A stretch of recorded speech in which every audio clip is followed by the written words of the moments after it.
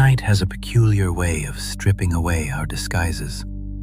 In the silence of the late hours, a question often begins to hum beneath the surface of our thoughts. A question we usually drown out with the noise of the day.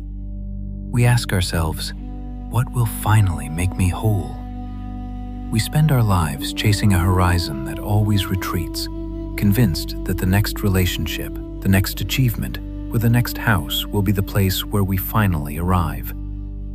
We imagine a version of ourselves that is finally settled, finally enough. But have you noticed how quickly that arrival fades? The new walls become just walls. The trophy on the shelf gathers dust by morning. The heart, almost instantly, begins to scan the distance for a new promise. Ancient masters understood this cycle not as a failure of character, but as a misunderstanding of the geography of joy. They saw that we were looking for a spring in a desert of shadows. Consider the story of a monarch who possessed everything the world could offer. His gardens were a labyrinth of flowering scents, his halls echoed with the finest music, and his tables groaned under the weight of 1,000 delicacies. By every metric of the world, he was the definition of a happy man. Yet, when he heard of a wanderer who carried nothing but a bowl and a cloak, yet possessed a peace that seemed to glow like a lantern, the king felt a pang of envy. He invited this man, the Buddha, to sit beneath the shade of a great tree.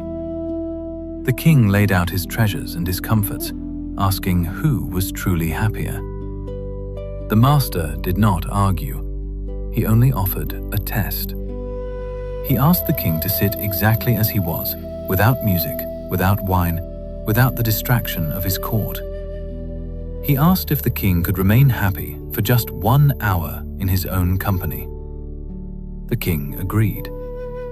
But when the master asked if he could remain happy for 24 hours with nothing but his own mind, the king fell silent. He realized his happiness was a fire that required constant fuel. If the world stopped feeding it, the flame would vanish. The master, however, possessed a happiness that was like the sun, self-sustaining, independent of the weather, and rising from a source that no one could take away. This is the distinction between a life that is fueled by external conditions and a life that is centered. In the old tongues, they used the word sukha to describe a wheel that turns perfectly on its axle. When the center is true, the cart moves with an effortless grace, regardless of whether the road is paved in gold or littered with stones. Most of us spend our entire lives trying to fix the road. We want to smooth every bump and remove every obstacle, thinking that if the path is perfect, the ride will be easy. But the secret is not in the road. It is in the wheel. If the wheel is off-center, if it wobbles and grinds, then even the smoothest path feels like a struggle. We carry this wheel within us. It is the alignment of our mind and our presence. When we are out of alignment, we experience dukkha, the grinding, the friction, the sense that something is fundamentally wrong. We try to fix this friction by buying more things or seeking more praise, but we are only adding weight to a wobbly wheel. The invitation is to stop trying to pave the world and instead to find the center of the axle. There are moments, rare and quiet, when we accidentally stumble into this center. You might be sitting by a window on a gray afternoon, watching a single bird move through the trees. You aren't trying to achieve anything. You aren't planning the next hour. For a heartbeat, the momentum of your mind pauses. In that gap, a warmth rises up to meet you. It isn't the loud excitement of a victory. It is something softer, a quiet yes to the fact of being alive. This is the sunlight that waits behind the clouds of our thoughts. You don't have to create the light. You only have to stop standing in your own shadow. The Master once whispered that peace is the highest form of happiness, not pleasure, not thrill, but the unshakable sense that right here, right now, all is well. This isn't a state reserved for monks on mountaintops. It is a fragrance that exists in the room of your own being, waiting for you to walk in and notice it. Think of the young man who spent months in a bare room, sitting in silence. At first, the walls felt like a prison. His mind screamed for the life he left behind, replaying every unfinished conversation and every half-baked plan.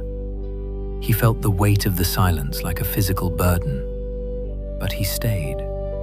He stopped fighting the stillness. Slowly, a warmth began to seep into his chest, a feeling that wasn't tied to any thought or memory. It was as if the very air of the room was becoming saturated with well-being. He began to feel that the happiness was soaking into the floorboards and the walls. He realized that he hadn't solved a single problem, yet he was full. He had simply stopped stirring the water. We are often like a cup of tea that has been shaken. The leaves are swirling in a chaotic dance, making the water dark and cloudy. We think we need to reach in and grab the leaves to make the water clear, but that only stirs it more. The only way to see the bottom of the cup is to set it down and wait. The settling happens on its own. The clarity is already there. It is the natural state of the water once the stirring stops. But how do we begin the settling when our lives are heavy with real pain? The path does not start with a forced smile or a false calm. It begins with something far more courageous: honesty. There was once a healer who lived by the sea, a man who didn't offer herbs or incantations. When the weary came to him, he would only ask one thing: "Tell me where it hurts." One woman arrived with a soul that felt like lead. She had spent years pretending she was fine, wrapping her grief in a laugh and burying her loneliness under a mountain of tasks. When the healer asked his question, she found she couldn't speak. The layers of pretense were so thick, she had forgotten the shape of her own heart. But the healer waited, as patient as the tide. When she finally spoke, when she finally admitted how tired she was of the mask, the air in the room changed. She hadn't fixed her life, but she had stopped lying to herself about it. That honesty is the first step of the journey. You cannot find your way to peace while you are pretending you are already there. Acknowledging the ache is the moment the door opens. Once that door is open, a quiet confidence begins to grow. It is the feeling of a traveler who has been lost in the forest and finally sees the faint indentation of a trail. You don't know where it leads yet, but you know it is a path. This confidence leads to a subtle kind of delight, the satisfaction of choosing kindness over a sharp word, or patience over a quick reaction. These are the small victories that nourish the spirit like bread. They aren't dramatic, but they are the stones that pave the way to a centered life. There was an old monk who swept the temple courtyard every morning. A student asked why he continued such a menial task when there were younger hands to do it.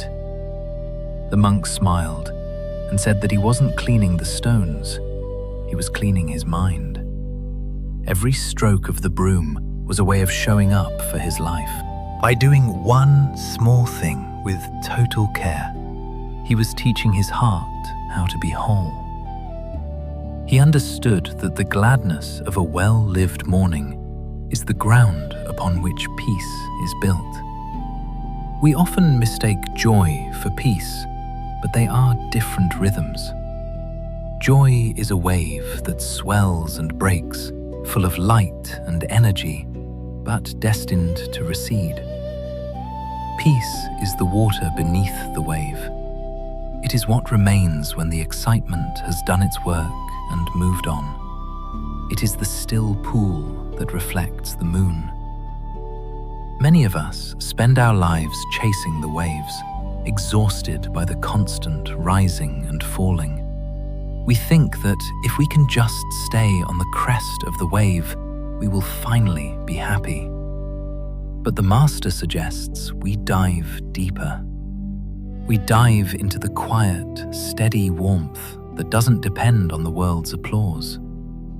This is the house with many rooms.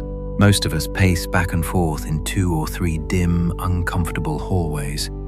The rooms of worry, the rooms of regret, the rooms of not enough.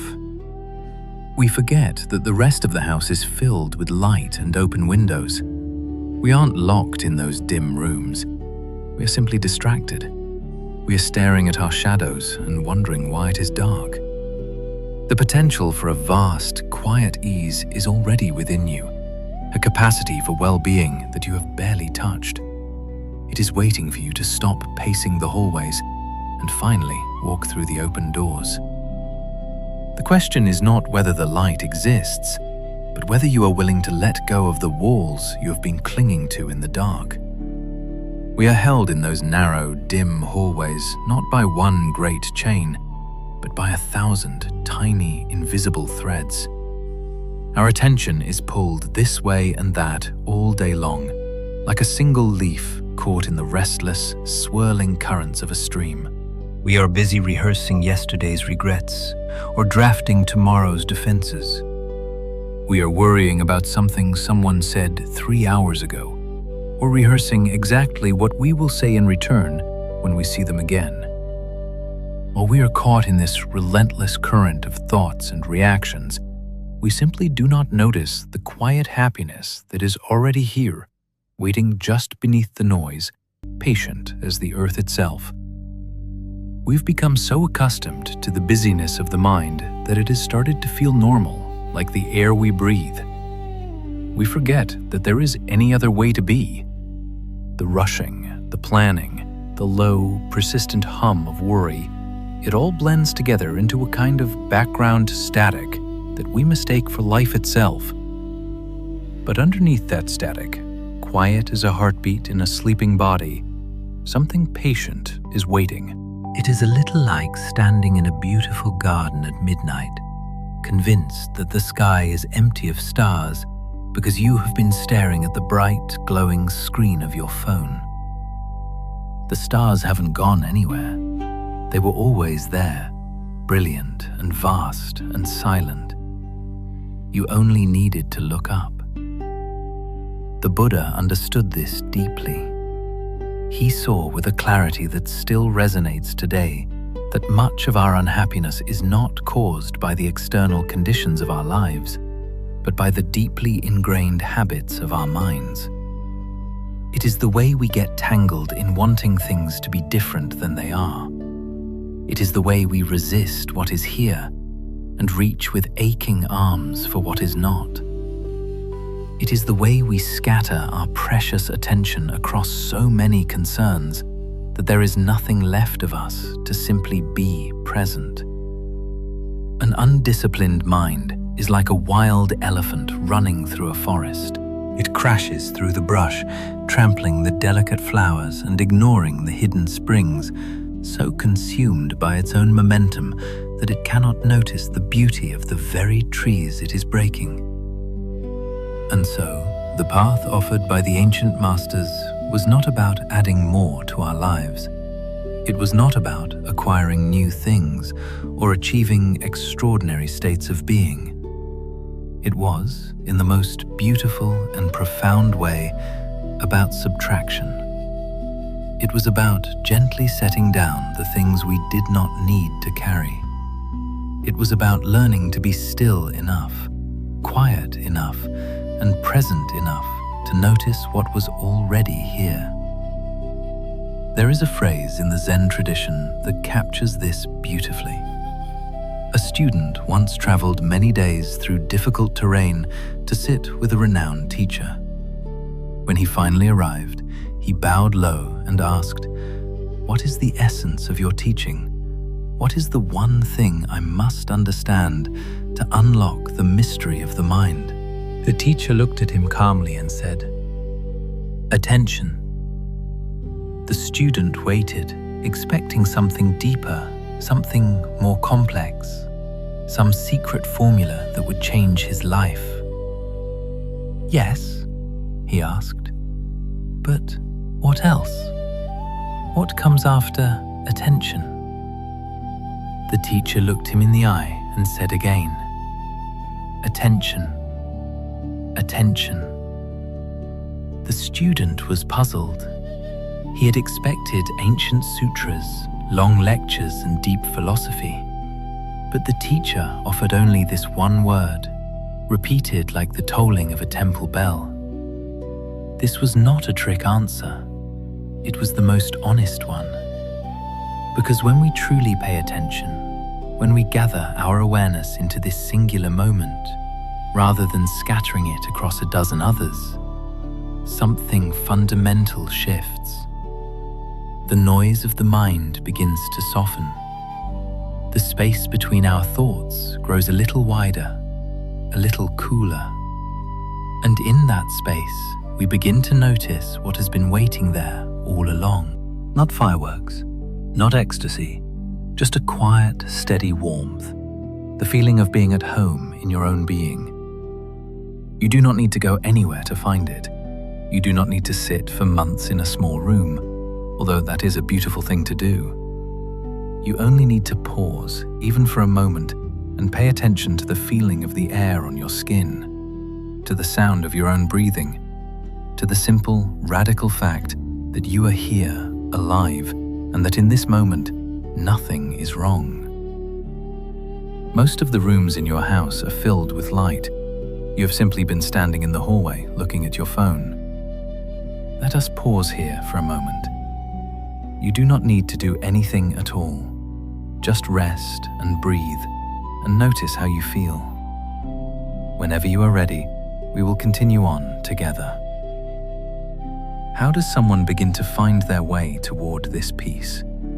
This is a question that has been asked for thousands of years, and the answers have taken many forms. But in the Buddhist tradition, there is a description of the path that is especially tender, because it begins not with strength, not with discipline, and not with any great spiritual achievement. It begins with something much more humble. It begins with honesty. The Buddha described a natural unfolding, a series of stages that build gently upon each other, the way a garden grows. You do not force a seed to become a flower. You simply give it the right conditions, and it opens in its own time. The path toward inner peace works in much the same way. One stage creates the conditions for the next, and the next creates the conditions for the one after that. And the very first stage, the one that sets everything else in motion, may surprise you. It is the willingness to be honest about the fact that something hurts. There is a story about a woman who traveled a great distance to visit a healer in a small village by the sea. She had been unwell for a long time, not in any way she could easily describe, but in the way that sometimes settles into the bones and makes the world feel grey and thin. She had tried many things. She had kept busy.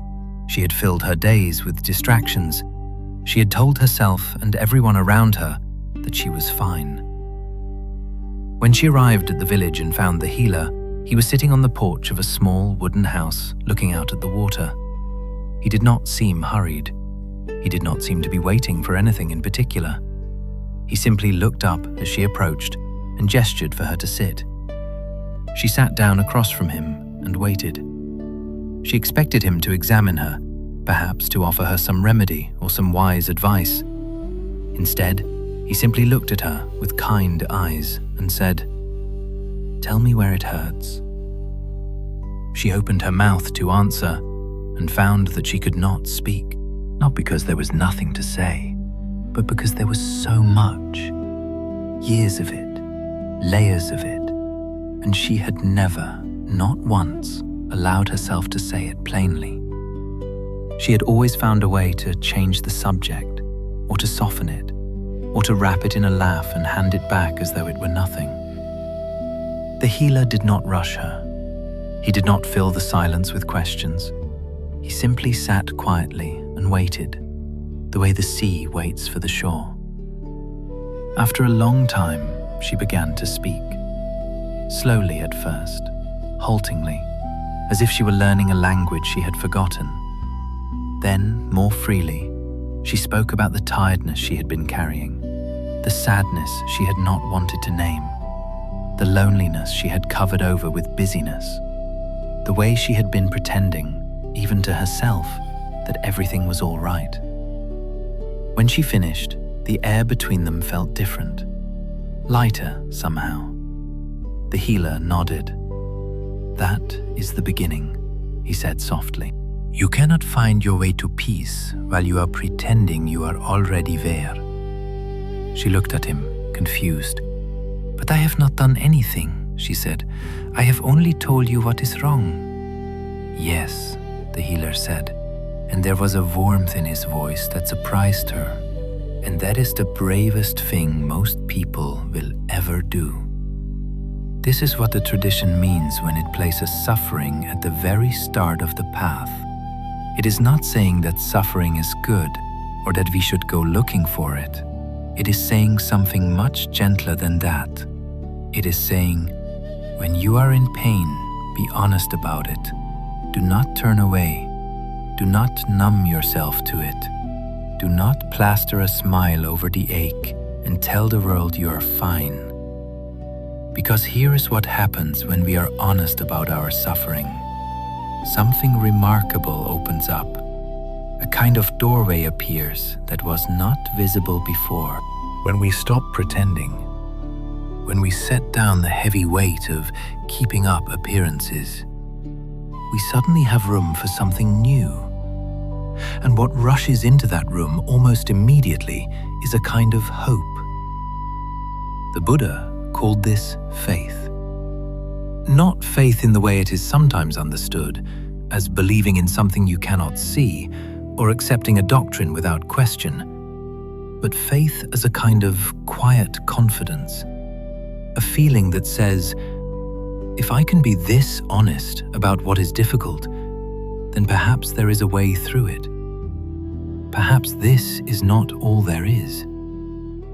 Perhaps there is a path I can walk, and perhaps I am strong enough to walk it.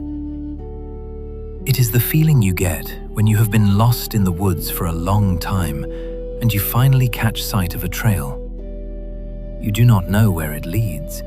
You do not know how far it goes, but you know it is a trail.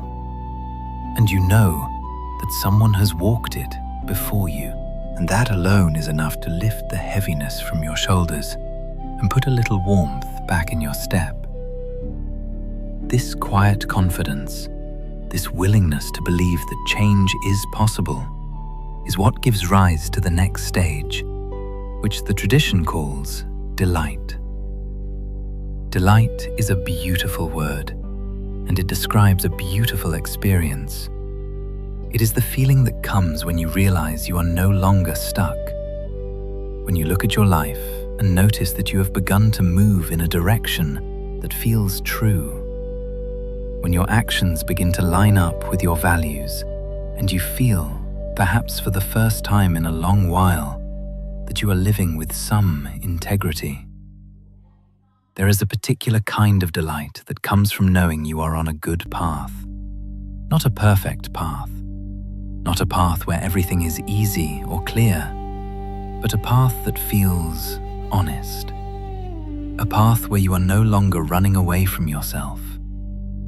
Perhaps you have felt this in your own life, the quiet satisfaction of having been kind when you could have been harsh. The gentle pride of having chosen patience over reaction. The warmth that comes from knowing that today you tried to live well. These are not dramatic feelings. They do not make headlines, and they do not demand the attention of the world. But they are deeply nourishing. like bread after a long walk through a cold wind. And they matter more than we sometimes realize in the rush of our daily lives. In the Buddhist understanding, this kind of delight is not a luxury. It is not a bonus you receive after years of grueling effort, nor is it a prize reserved for the perfect. It is a necessary part of the path itself. Without some taste of it, without some sense that our efforts are bearing fruit in the quietest corners of our hearts, it becomes very difficult to continue. We need that warmth, the way a traveler needs water in a dry land. We need that encouragement the way a plant needs the first light of dawn to keep growing toward the sky. And the beautiful thing is that it does not come from outside. No one needs to hand it to you. No one needs to approve of you for you to feel it. It comes from your own actions, from the choices you make each day, quietly, without fanfare, without anyone watching. It comes from the simple, steady dignity of trying to live a good life. There is a story about an old monk who lived in a monastery high in the mountains, where the air was thin and the silence was as deep as the valleys below. He had been there for many years, his body growing lean and his movements becoming as deliberate as the shifting shadows on the stone walls. Each morning, before the other monks awoke, he would sweep the courtyard. It was a simple task. The courtyard was not particularly large, and the sweeping did not take long. But he did it with such care, such quiet, unwavering attention, that the other monks sometimes paused at their windows just to watch him. They saw how he moved with the broom as if it were an extension of his own arms, how he respected every stone and every grain of sand. One day, a young student who had recently arrived from the busy cities below approached him after the morning sweeping was done. The courtyard stones were still damp with the morning mist, and the first light was just beginning to warm them. "May I ask you something?" the student said, his voice sounding loud in the stillness. The old monk nodded gently.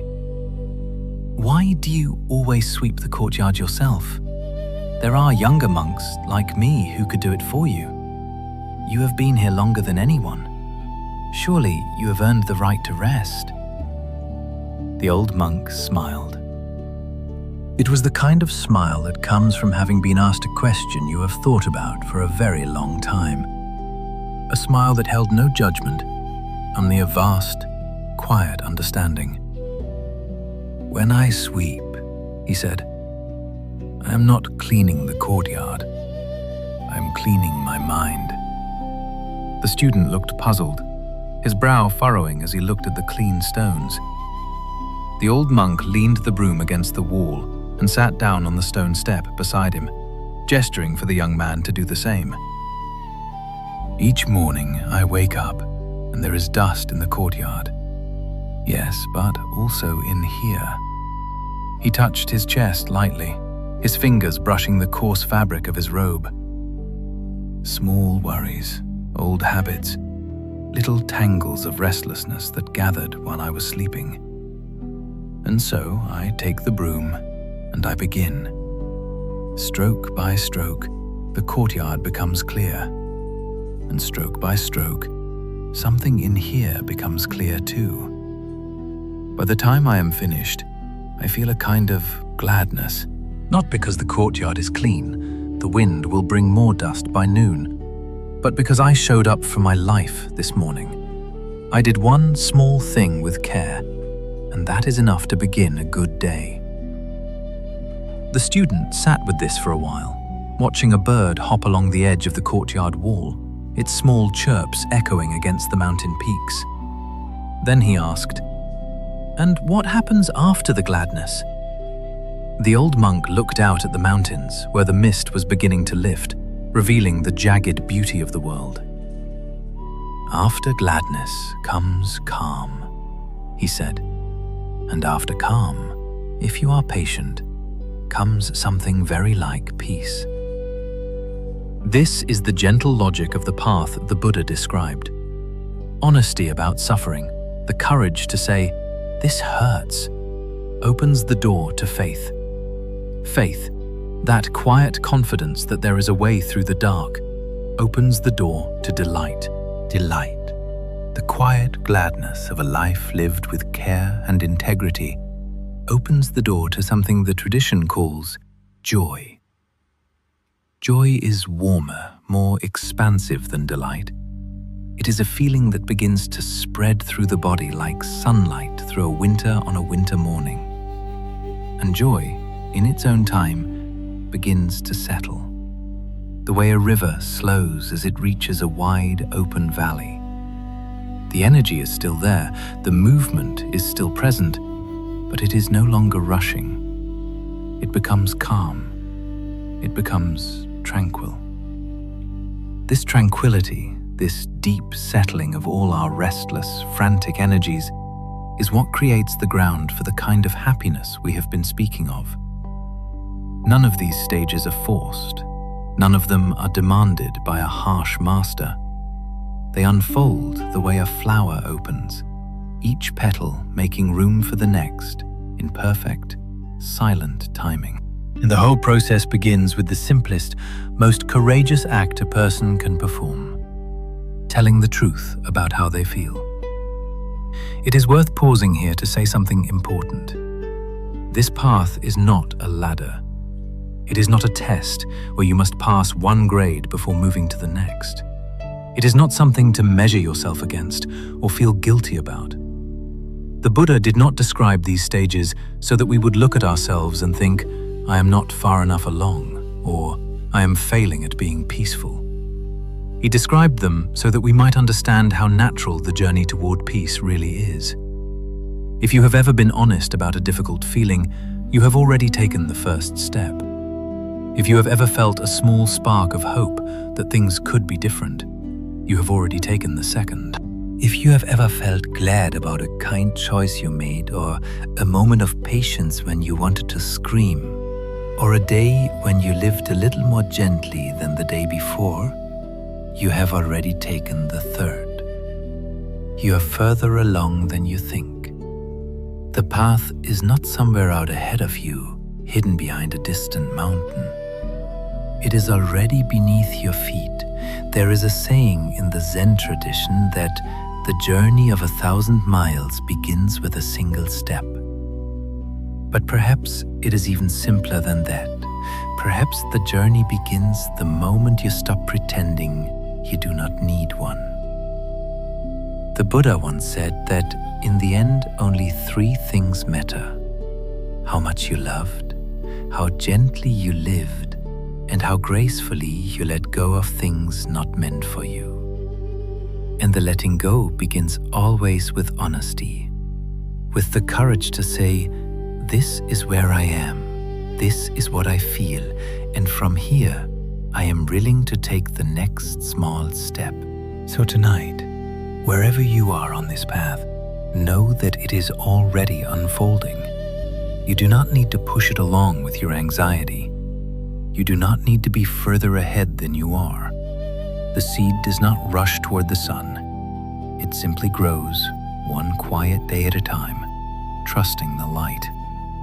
And the light, as it turns out, has been there all along. Let us rest here for a moment. Feel the ground beneath you.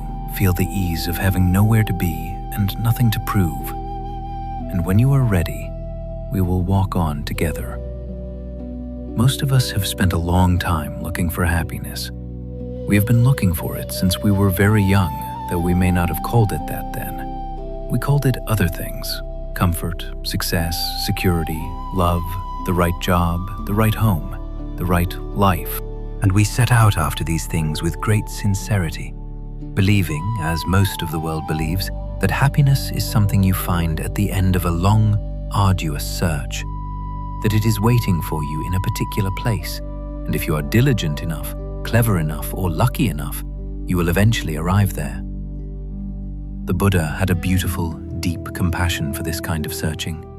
He did not dismiss it as foolishness. He did not call it a waste of time.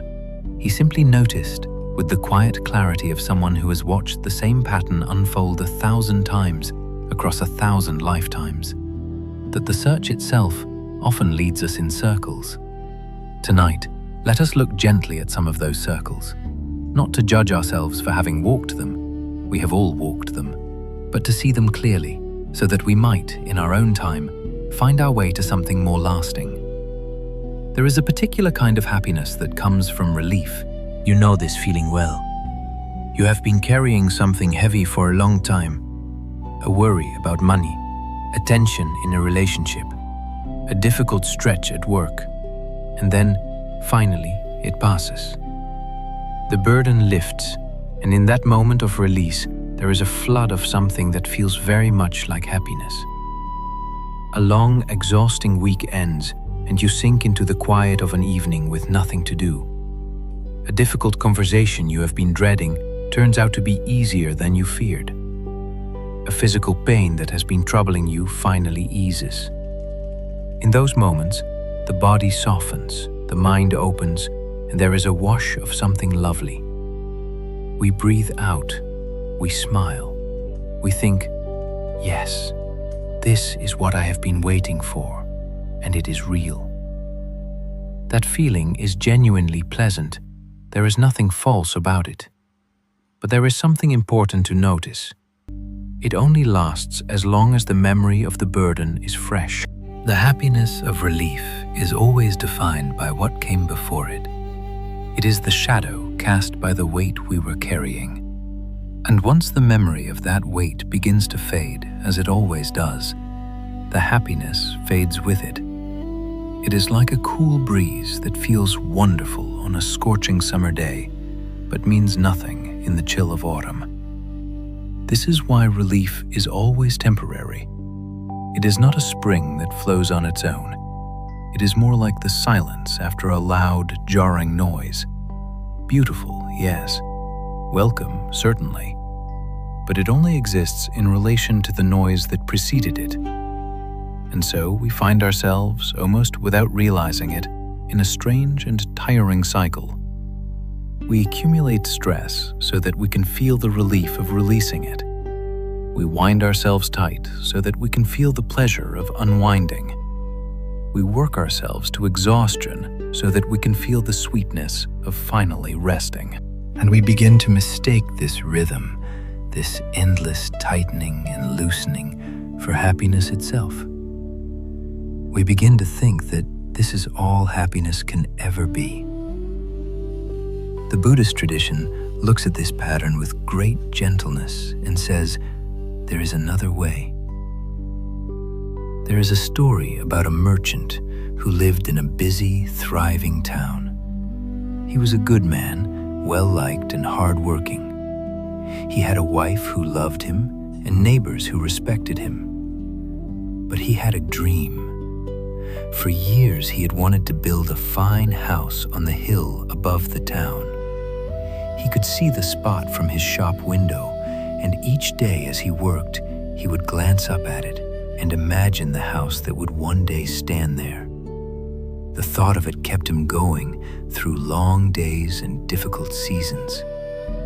His wife would sometimes find him standing at the window, gazing up at the hill with a faraway look in his eyes. "You are looking again," she would say, smiling. "One day," he would answer, "one day it will be ours." And she could see how much it meant to him, how the thought of that house on the hill was the bright thread running through his years. So she did not discourage him. She saved alongside him. She waited alongside him.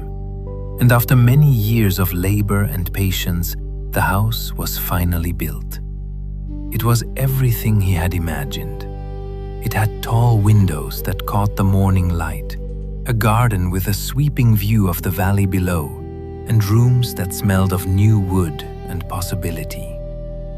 On the first evening, the merchant and his wife sat together on the porch and watched the sunset over the town where they had spent so many years dreaming of this very moment. "Are you happy?" she asked. "I am," he said, and he truly meant it. But after a few months, something began to shift. The rooms that had felt so full of possibility began to feel simply like rooms, The view from the garden, which had once taken his breath away, became familiar, even ordinary. He still liked the house. He was still glad he had built it. But the happiness, that bright, warm feeling that had filled him in the early days, had quietly slipped away, the way morning mist lifts from a valley without anyone noticing exactly when it went. His wife noticed before he did. "You were looking out the window again," she said one afternoon, her voice gentle. He turned, startled.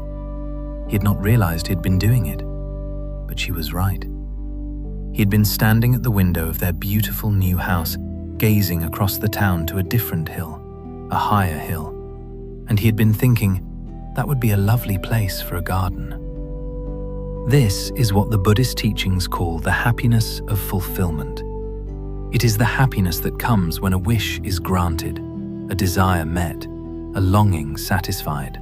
And it is, in its own way, a real kind of happiness. The problem is not that it is false. The problem is that it does not stay. We have all lived some version of this story. We wanted something very badly. We worked for it, waited for it, imagined how wonderful it would feel to finally have it.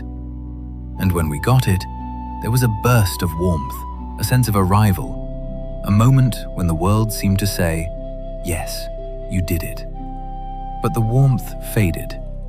The sense of arrival gave way to a new restlessness, and before long, the mind was already reaching for the next thing, already gazing at a new hill, already composing a new dream. It is not that the dream was wrong, it is that we asked the dream to do something it could not do. We asked it to make us happy forever. And no dream, no matter how beautiful, can carry that weight. The Buddha spoke about this with the image of a person trying to quench their thirst with salt water. Each drink seems to help for a moment, providing a temporary cool, but it only deepens the thirst in the end. Not because the water is bad, but because it is not the kind of water that truly satisfies the soul. This is not a reason to stop wanting things. It is not a reason to feel guilty about our desires or to punish ourselves for having dreams. The teaching is gentler than that. It is simply an invitation to notice, to see the pattern clearly and to hold it with kindness, to say to ourselves, ah yes, I know this one, the happiness of getting what I want. It is lovely while it lasts. And it does not last. And that is all right, because there is a deeper well, one that does not run dry with the changing seasons. There is one more circle worth looking at, though it is a quieter one, and we may not always recognize it in ourselves. Sometimes we find a strange kind of comfort in comparison. We look at the people around us and measure ourselves against them. And when we come out favorably, something inside us relaxes. We feel a little safer, a little more solid, a little more all right. This can take very subtle forms. It is not always as obvious as gloating or cruelty. Sometimes it is just a quiet inner voice that says, well, at least I am doing better than they are. Or a small flicker of satisfaction when someone who intimidated us stumbles. We may not be proud of these feelings, we may not even want to admit they are there, but they are very human and very common. The Buddhist tradition asks us to look at them not with shame, but with curiosity. Because what is really happening in those moments? What is the mind actually doing? It is trying to protect itself. It is trying to build a little fortress of identity, a sense of, I am all right, by comparing itself to others. And there is a kind of temporary ease in that. But it is a fragile ease. It depends entirely on the other person remaining where they are. If they rise, our ease collapses. If they succeed, our comfort vanishes. We have built our sense of well-being on someone else's foundation, and that foundation can shift at any moment. The Buddha saw this with perfect clarity. He understood that any happiness built on comparison is a house built on sand. Not because comparison is evil, but because it places our peace in someone else's hands. And the kind of happiness worth seeking is the kind that rests in our own. So if the happiness of relief does not last, and the happiness of fulfillment fades, and the happiness of comparison crumbles, where does that leave us? It leaves us perhaps in exactly the right place, because it is only when we see clearly that these circles do not lead where we hoped, that we become willing to look in a different direction. There is a profound teaching often attributed to the Buddha regarding the way we divide the world. He observed that in the vastness of the sky, there is no inherent line that separates the east from the west. These are merely labels we superimpose upon the infinite so that we might navigate. Yet we forget that the lines are of our own making. We treat these mental boundaries as if they were solid walls, and we do the same with our internal map of happiness. We draw elaborate borders, deciding that joy exists only on this side of a certain achievement, or that peace is only permissible once a specific set of conditions has been met. We tell ourselves that we are not allowed to feel whole until the world looks a certain way, until our bank accounts reach a certain number, or until our relationships reflect a particular ideal. We spend our entire lives following these self-drawn maps, exhausting ourselves in the pursuit of a destination that exists only in our imaginations. But what if the map itself is the very thing keeping us from the treasure? What if the peace we crave is not a distant city at the end of a long, dusty road, but the very ground that has been supporting our feet since the day we were born? This is the great invitation of the path. It is a suggestion that the one who finally stops running is the one who truly arrives. It sounds like a paradox, a riddle designed to stall the intellect, but it is actually a description of a homecoming. We are so used to grasping, to reaching, to pulling the world toward us, that we have forgotten what it feels like to have our hands simply be full. The teachings suggest that we do not need to build happiness from scratch. We do not need to manufacture it through sheer force of will. Instead, we are asked to uncover it. It is like an ancient statue that has been buried under layers of dust and debris. You do not create the statue, you simply remove what is covering it. You stop paving over the soil of your own being and allow the natural growth that is already there to reveal itself. There is a quiet wisdom in the way nature operates. The grass does not struggle to grow, and the seasons do not hurry to change. They simply unfold when the conditions are right. Our only task is to stop interfering, to stop stirring the water, and to see what remains when the dust of our searching finally settles. Think about where you are in this very moment. Your body is here, resting, feeling the weight of the air and the texture of the surface beneath you. Your breath is moving in and out, a steady rhythmic companion that has been with you since your first moment of life. But where's your mind? If you are like most of us, your mind is a seasoned traveler. It is rarely where the body is. It is miles away, revisiting a conversation from 3 years ago, or it is leaping forward into next Tuesday, rehearsing a plan or worrying about a shadow that may never become a reality. We live our lives in a state of constant division, split between the physical reality of the present and the mental phantoms of the past and future. This fragmentation is a subtle but persistent source of exhaustion. We are like a river that has been diverted into 100 shallow streams. Each stream flows, but none of them has the power or the depth of the whole. We have become so accustomed to this scattered existence that we think it is the only way to live. We assume that everyone is equally divided, and perhaps they are, but that does not make it our natural state.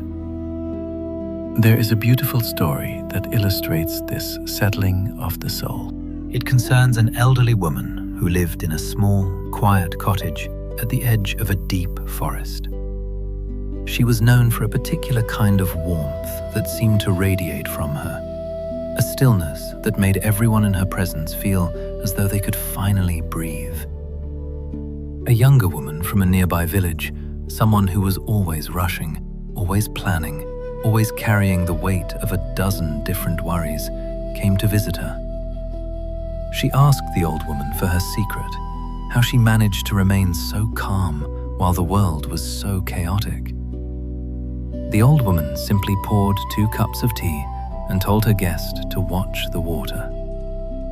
At first, the tea was dark and swirling with leaves and sediment, a miniature storm inside the ceramic cup.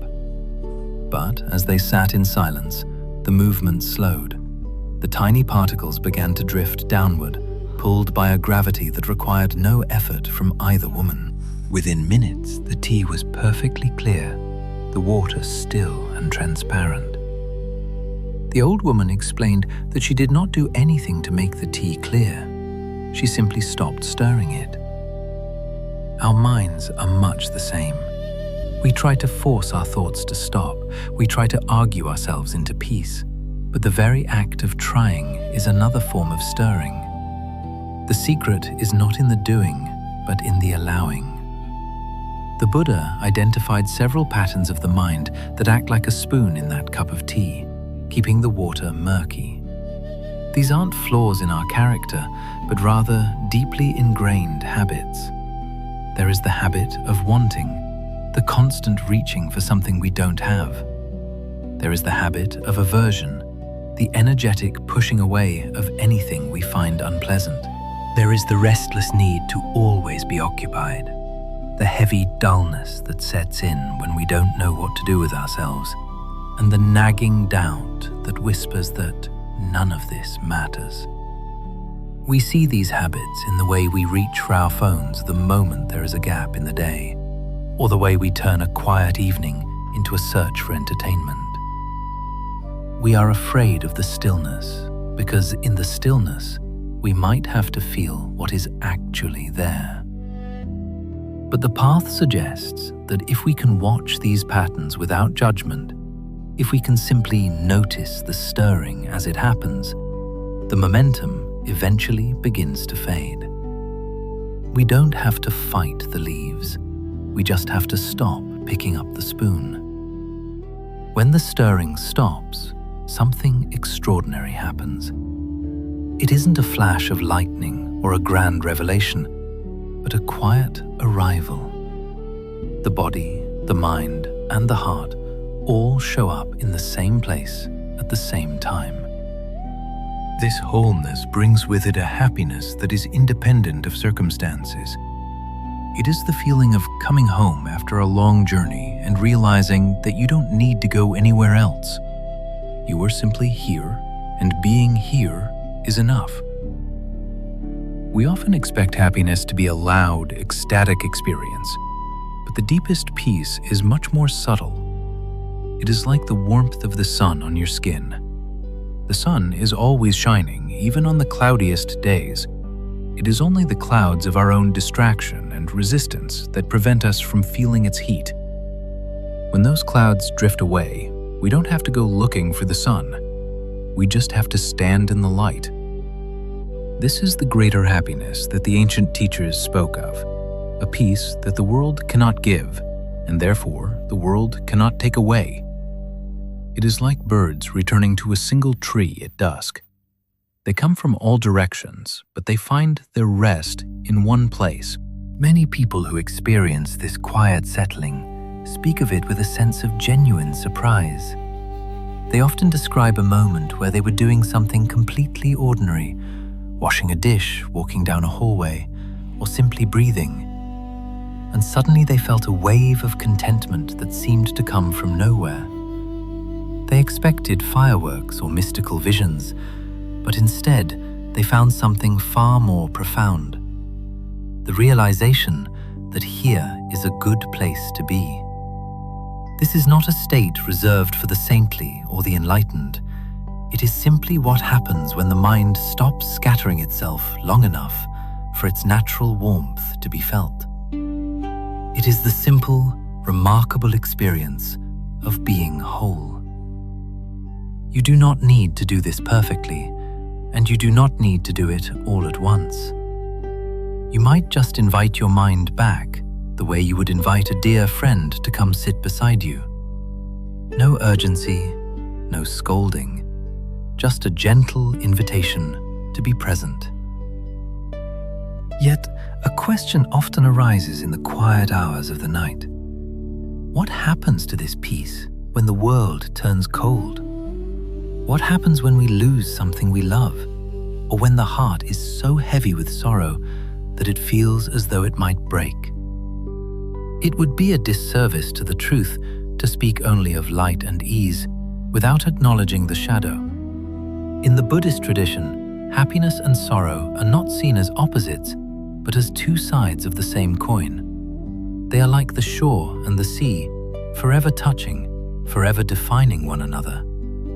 You cannot have the land without the water, and you cannot have the peaks of joy without the valleys of loss. Learning to navigate this relationship is perhaps the most delicate part of the journey. It is easy to be at peace when the sun is shining, but the real work, the most compassionate work, is learning how to remain whole when the storm arrives. We must look at how we can hold our pain without letting it shatter the quiet center we have worked so hard to find.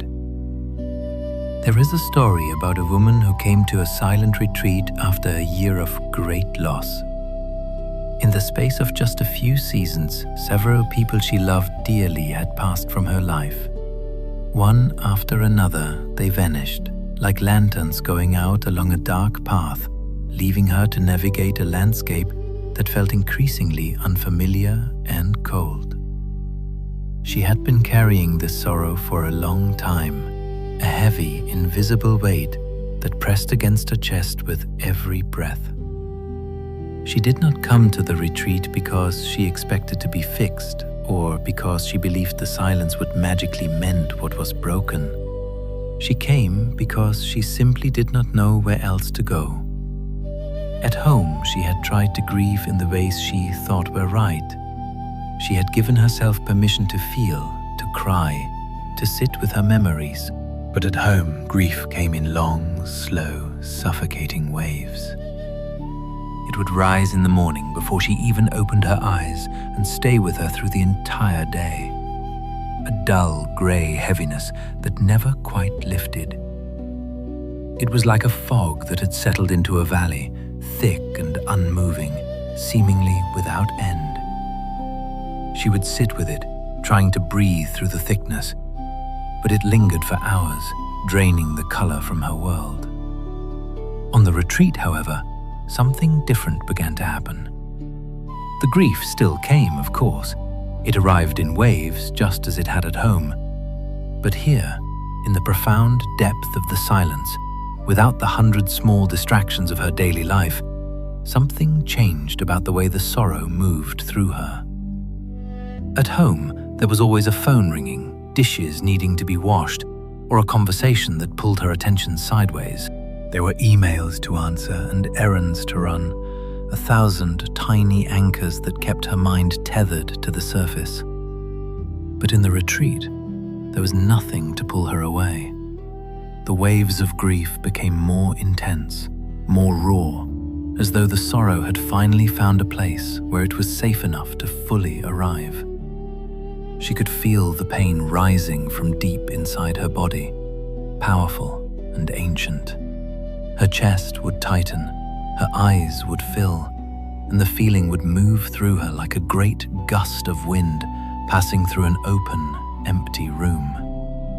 But instead of lasting for hours, these waves passed through her in minutes. They would rise, reach their terrifying crest, and then dissolve, like a wave breaking on the shore, before drawing back into the vastness of the sea. And in the space that followed each wave, in that quiet, salted aftermath, she found something she had never expected. She found peace. It was not the absence of sorrow, nor was it the feeling that her losses no longer mattered.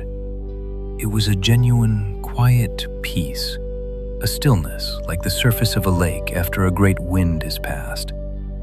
It was as real and as heavy as the grief had been, possessing its own weight and warmth. It felt like being held by something much larger than herself. This peace would last for an hour, sometimes longer, until the next wave arrived. And when it did, she let it come, knowing now that it too would pass and the peace would return. She later described this experience by saying that at home, she'd been grieving with only half of herself. The other half was too busy, too distracted, too occupied with the ordinary business of survival. Because her attention was divided, the grief could never fully move through her. It was always being interrupted, always being held back by the small things. It was, she said, like trying to cry while also trying to answer an email. The tears might come, but they could never finish their work. But on the retreat, there was nothing in the way. The grief arrived fully, and because it was allowed to be whole, it was finally free to pass. There is a profound teaching in this story that has everything to do with resistance. Most of us, when something difficult arrives, have an immediate, bone-deep instinct to push it away. We distract ourselves, we fill the silence with noise, we make plans, we tighten our muscles and our hearts so that we do not have to sit with what hurts. This is deeply human. We do not want to feel pain. We want to be happy. And so we turn away from the shadows, hoping they will vanish on their own. But the Buddhist tradition suggests that it is not the difficult feeling itself that causes our greatest suffering. It is our resistance to it. It is the pushing away, the tightening, the refusal to let the moment be what it is. There is a saying in the Zen tradition: the resistance to the unpleasant situation is the root of suffering. Not the situation itself, but the resistance. Think of it like standing in the ocean. When a great wave comes toward you, you have a choice. You can brace yourself. You can tighten every muscle, plant your feet in the sand, and try to stand firm against the force of the water. If you do this, the wave will hit you with its full power. It will knock you off balance, tumble you through the surf, and leave you gasping for air. And as you struggle to find your feet, you see the next wave is already coming. You brace again, and the cycle continues, and you wonder why the sea is so exhausting. Or you can do something that feels, at first, like it takes far more courage than bracing. You can soften. You can let your body become light. You can let the wave lift you, carry you for a moment, and then set you back down. You do not fight the water. You do not pretend it is not there. You simply allow it to move through you and around you, the way music fills a room without breaking the walls. When the wave has passed, you are still standing. Perhaps you have been moved a few feet from where you began. Perhaps there is salt on your skin and sand between your toes. But you are unbroken. You are, strangely and quietly, at peace. The people who seem most at ease with life are often not those who have avoided difficulty. They are the ones who have learned how to soften into it. They have discovered that they are larger than any single wave, that they are, in some quiet way, the ocean itself. This is what non-resistance looks like. It is not giving up, and it is not being passive.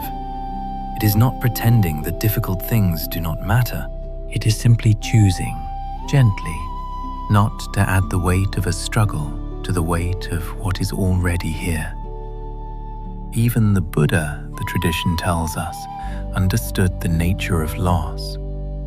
he carried a tenderness throughout his life for his mother, who had been absent from his very earliest days. It was not something he pushed aside or pretended was resolved by his enlightenment. It stayed with him, a quiet tenderness that remained even after he had found the deepest peace. This is incredibly reassuring. It tells us that peace does not mean becoming numb or distant. It does not mean becoming a statue that is untouched by the world. It means feeling everything, feeling it fully and deeply, without being broken by the weight of those feelings. There is a beautiful phrase often used in Zen: "Every day is a good day." At first, this can sound almost insensitive. How can every day be good when some days bring us face to face with tragedy? How can it be a good day when we are heavy with confusion or drowning in sadness? But the phrase does not mean that every day is pleasant. It does not mean we should pretend to be happy when our hearts are breaking. It means something much deeper. It means that every day is real.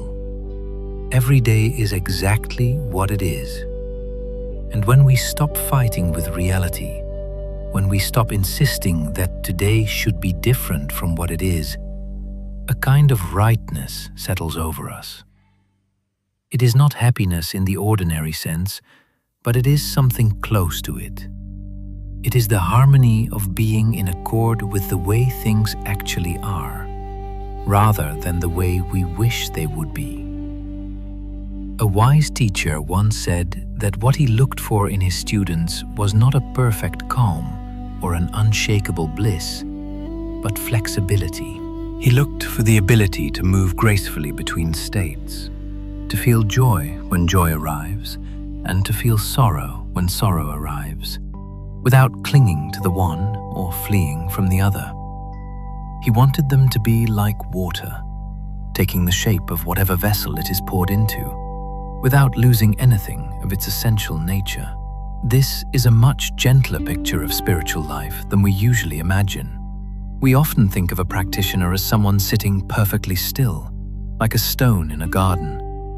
But the truth is more human. The truth is a person who feels the wind, who is moved by the beauty and the pain of life, who laughs and cries and is sometimes confused, but who has learned to let each feeling arrive and let each feeling pass.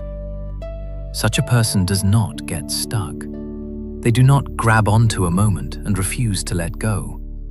They trust the current of life to carry them where they need to be. This is perhaps one of the most freeing things we can ever learn, that peace does not require perfection. You can feel sorrow and still be at peace. You can face immense difficulty and still carry a quiet steadiness inside you. You can finally understand that happiness and sadness are not enemies, but neighbors living side by side in the same house. A heart large enough to hold both is a heart that has truly learned what it means to live. The woman at the retreat discovered this not as a philosophy, but as a lived experience. She felt the waves of her sorrow move through her, and she felt the peace that waited on the other side, not because the sorrow was gone, but because she had finally stopped standing in its way. There is a tenderness to this that is hard to put into words. It does not ask us to be strong or brave. It asks us only to be willing. Willing to feel what is here. Willing to let it move. Willing to trust that, like a wave, it will eventually pass, and that what remains is something we can rest in. There is an old story about a student who asked his teacher, "How do I find peace in the middle of a storm?" The teacher thought for a moment and said, Do not look for the place where there is no storm. Look for the place within you that the storm cannot reach. The student sat with this for a long time, then asked, "Where is that place?" The teacher replied, "It is the place that is not fighting. It is the place that is simply watching the storm pass." We all have this place inside us. It is not far away, and it is not something we need to earn or achieve. It is the quiet center that remains when everything else is in motion, the eye of the storm, the stillness at the very bottom of the sea, while the waves roll and crash far above. You may not feel it right now, and you may not feel it tomorrow, but it is there. It has always been there. On the days when life is gentle, and on the days when life is hard, it is waiting for you, patient, steady, and quiet, like a shore that remains no matter how far the tide goes out. Think of a child walking down a road after it has rained. She is not thinking about where she needs to be, nor is she running through a list of chores. She stops at a puddle. She crouches down and watches the way the light dances on the surface of the water.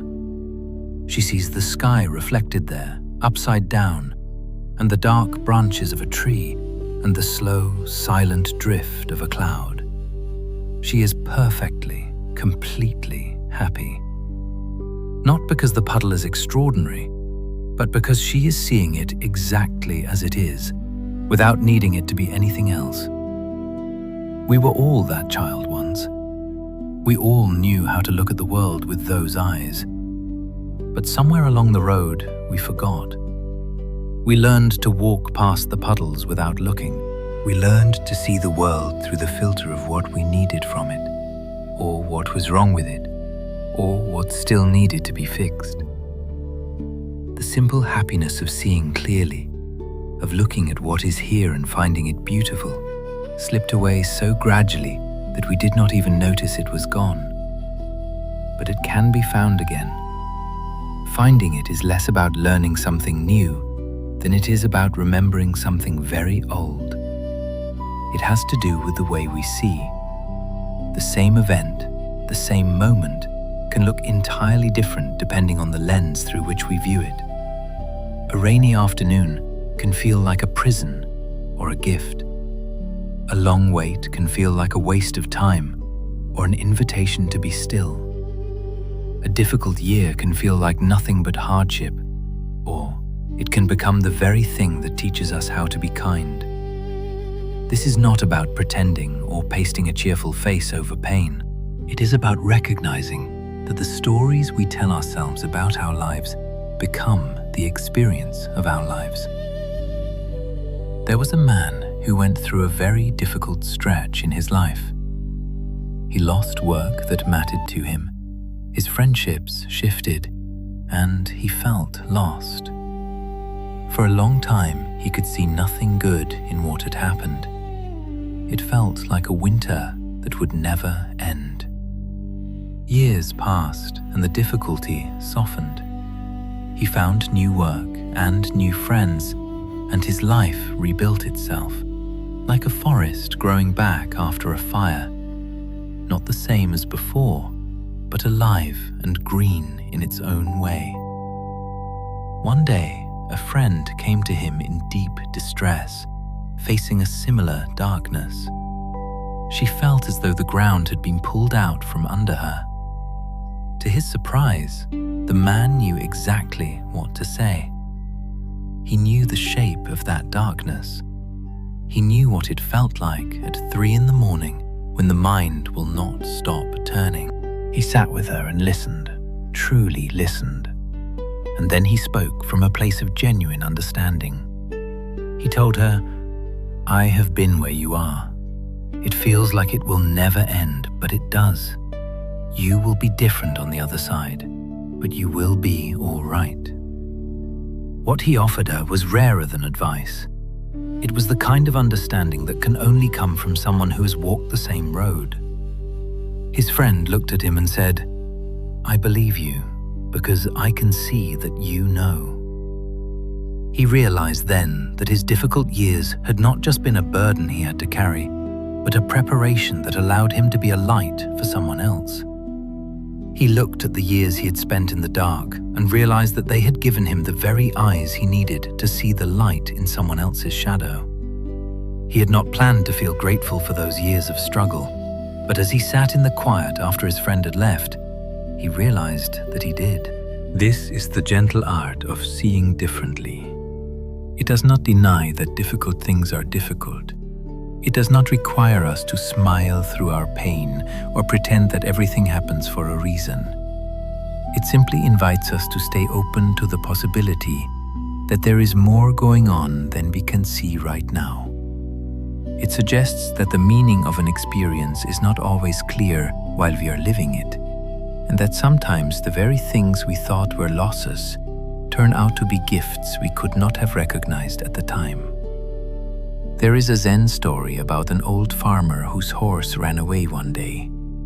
When the neighbors heard the news, they came to him and said, "What terrible luck! Your only horse is gone, and now you cannot plow your fields." The farmer shrugged his shoulders and looked out at the empty horizon. "Perhaps," he said quietly. The next day the horse returned, and it brought 2 beautiful wild horses with it. The neighbors came again, their eyes wide with excitement. "What wonderful luck!" they cried. "Now you have 3 horses and you are a wealthy man." The farmer looked at the new animals and then back at his neighbors. "Perhaps," he said. The following day, his son tried to ride one of the wild horses to break it in, but the horse threw him and the boy fell and broke his leg. "What terrible luck," the neighbors said, shaking their heads. "Now your son cannot help you with the harvest." Again, the farmer gave that same steady look. "Perhaps," he said. And the day after that, soldiers came through the village looking for young men to take far away to fight in a war. But they passed over the farmer's son because of his injured leg. "What wonderful luck," the neighbors cried, coming to his gate once more. "Perhaps," said the farmer. The story could go on forever, and that is exactly the point. We are always in the middle of the story. We never have the full picture. The farmer's gentle perhaps is not indifference. It is wisdom. It is the willingness to say, "I do not know what this means yet. I will wait. I will stay open. I will not decide too quickly whether this is good or bad." And in that waiting, in that openness, there is a kind of peace that the neighbors, with their constant swinging between celebration and despair, could never know. There is another dimension to this art of seeing differently, and it has to do with beauty. We tend to think of beauty as something that belongs only to grand events, to sunsets and mountain views and perfectly arranged flowers. But the Buddhist tradition has a wider, more intimate understanding. Beauty is available everywhere if we are willing to look for it. It is in the way light falls across an ordinary, cracked wall in the late afternoon. It is in the face of a stranger on the street, who, if you look closely, has the most remarkable eyes, filled with a whole lifetime of stories. It is in the sound of rain hitting a tin roof, or the silence that lives between 2 notes of music. One of the people at a gathering on happiness once shared something that stayed with her teacher long after the talk was over. She said she had discovered a particular kind of happiness in finding beauty where she did not expect it, in looking at something ordinary, something she might have passed 1,000 times without a second glance, and choosing to really see it. In that seeing, something opened within her, a connection, a warmth, a quiet sense of being part of something larger. She gave an example of how she practiced this on crowded streets. She would look at a person she did not know, someone who might not have seemed immediately warm or easy to be around. She would look past the surface, past the tired expression or the hurried pace. She would look at their eyes, and there, almost always, she would find something beautiful, a spark of aliveness, a softness, a quality of being that connected that person to her and to everyone else. It made her feel less alone in the world. "It is like discovering a garden behind a wall," she said. "You walk past the wall 100 times, seeing only the grey stone, and then one day you look over it and there it is. The garden was always there. You just had to look." This is available to all of us in every moment, without any special training. It is simply the art of paying attention, of slowing down enough to notice what is here. The texture of the fabric beneath your hand, the particular shade of the sky right before evening, the sound of someone breathing nearby, the way a stranger's face changes when they smile. These are not grand things, but they are real. And when we give them our attention, they give us something back. A feeling of presence, a feeling of being alive. And very often, without our trying to make it happen, a feeling of happiness. There is a country in the mountains of Asia that decided many years ago to measure its success not by how much wealth it produced, but by how happy its people were. While the rest of the world counted money and goods and output, this small country asked a different question. Are our people content? Are they well? Are they living lives that feel meaningful and good? It is a beautiful idea, and there is something profound in the asking. It suggests that a society, like a person, has a choice about what it values. We do not have to accept the world's definition of success. We can choose, gently and deliberately, to measure our lives by a different standard, not by how much we have accumulated, but by how deeply we have lived. Not by how far we have traveled, but by how fully we have arrived. Not by how busy we have been, but by how present we have been. This choice is available to each of us individually right now. We do not need a government to make it for us. We can make it quietly in the privacy of our own hearts. We can decide that happiness matters, that learning to see beauty matters, that kindness matters, and that the quality of our attention is worth just as much as the quantity of our achievements. The Buddhist tradition has always understood this. It has always placed true happiness at the center of the path, not as a reward at the end, not as a lucky accident along the way, but as a practice. It is an art we can learn, like cooking or gardening or listening well. It is something we can get better at day by day, not by trying harder, but by paying closer attention, by choosing again and again to see the world through gentler eyes. The beautiful thing about this art is that it does not require any special conditions. You do not need a mountaintop or a monastery or a year of silence. You need only this moment, this breath, this willingness to look at what is here and to see it perhaps a little differently than you did before. As we come toward the end of our time together tonight, you might let your mind rest on something small and good from your day. It does not need to be important, a taste, a color, a kind word someone offered. A moment when, for no particular reason, something felt all right. Let it be there gently, like a stone warming in the sun. You do not need to hold on to it. Just notice it. Just let it be. The Buddha once said, "Thousands of candles can be lit from a single candle, and the life of the candle will not be shortened." Happiness never decreases by being shared. May your happiness tonight, however small, however quiet, light something warm in you. And may that warmth, in its own time, find its way to others. Let us rest here gently. Breathe softly. And when you are ready, we will take one last step together. We have traveled a long way tonight through stories of kings and merchants, monks and healers, through puddles reflecting the sky and cups of tea slowly clearing. We have looked at the happiness that fades and the happiness that stays.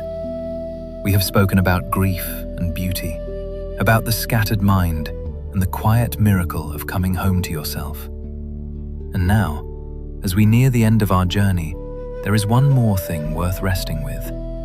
Something the Buddhist tradition considers the most sublime happiness of all.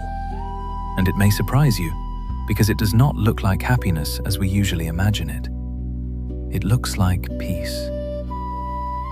There is a teaching that runs through the heart of the Buddha's path.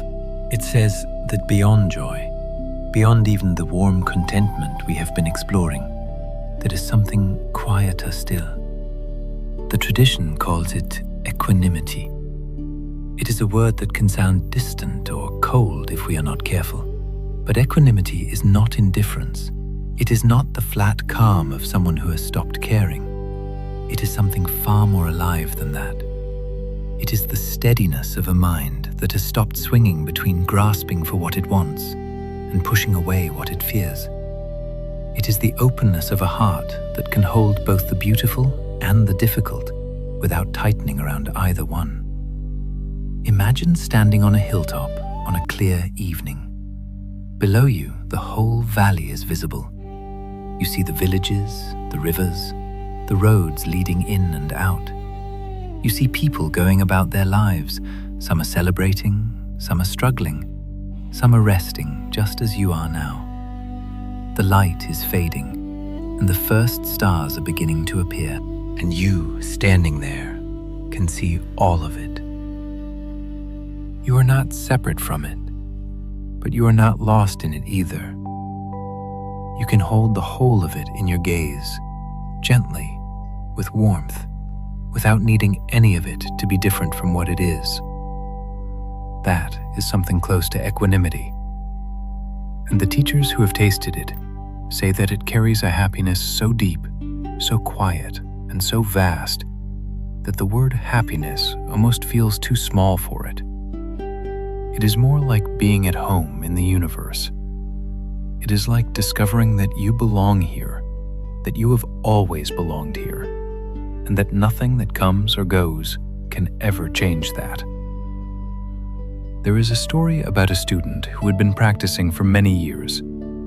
She had experienced great joy in her meditation. She had felt rushes of love and waves of gratitude. She went to her teacher one day and said, "I have felt so many wonderful things, but I am always waiting for the next one. When will I finally arrive?" The teacher looked at her kindly. "You keep collecting beautiful experiences," he said, "like someone filling a basket with flowers. But you have not yet noticed the field." The student did not understand at first. She had spent years cultivating these experiences, treasuring each one, carefully arranging them in her memory like precious things on a shelf. "The joy is a flower," the teacher said. "The calm is a flower. The love, the gratitude, these are all flowers, and they are beautiful. I would never ask you to stop appreciating them. But the field they grow in, that open, quiet space that holds them all, that is what you are looking for. You do not need to pick the flowers. You only need to recognize that you are the field." She sat with this for a long time. She had always thought the practice was about having good experiences, about trading difficult states for beautiful ones. But the teacher was pointing to something else entirely. Not any particular experience, but the space in which all experiences arise and dissolve. Not the flower, but the earth itself. And when she finally understood, what she felt was not another experience to add to her collection. It was something much simpler, a sense of space, of openness, of being large enough to hold whatever came, joy or sorrow, calm or restlessness, without needing to hold on to any of it, and without needing to push any of it away. She said later that it was the most peaceful moment of her life, and also, strangely, the happiest. Not because anything wonderful was happening, but because she had stopped needing something wonderful to happen. This is what the Buddha meant when he said that the highest happiness is peace. Not the peace of having everything go your way, or the peace of having solved all your problems, but the peace of a mind that has come to rest in itself. It is a mind that has stopped chasing and stopped fleeing, and has simply arrived here, in this moment, open to whatever it holds. It is available in the most ordinary moments, in the pause between one breath and the next, in the silence after you finish speaking, in the space between sleeping and waking, when the mind is soft and the world has not yet made its demands. It is there in the moment when you look up from whatever you are doing and notice, with a kind of surprise, that everything is all right. Not perfect, not solved, but all right, and that you are here for it. You have felt it before. Perhaps you did not have a name for it. Perhaps it lasted only a moment before the mind started up again with its plans and worries. But it was there, real as sunlight, quiet as snow, and it will be there again. Because it is not something that comes and goes. It is the ground beneath everything that comes and goes. Steady, patient, always here, always waiting for you to stop long enough to notice. The Zen master Thich Nhat Hanh once said, "Peace is every step. Not at the end of the road, not after the work is done, not someday when conditions are finally right. Every step, this one, and this one, and this one." So tonight, as you rest here, you do not need to reach for joy. You do not need to reach for happiness. You do not need to reach for anything at all. Simply let yourself be held by whatever this moment is. Let the breath come and go. Let the thoughts drift like clouds. Let the body be soft. And if somewhere in the quiet you notice a feeling of peace, you might recognize it for what it is. Not just the absence of noise, not just the relief of having nothing to do, but something deeper, something that has been here all along, underneath the searching, underneath the striving, underneath the 1,000 questions about what will finally make you happy. This, just this, the highest peace. Let us rest here together one last time. There is nowhere else to go, nothing left to understand. Just this breath, just this stillness, just this quiet, gentle moment of being alive. We began this evening with a question: what will finally make us happy?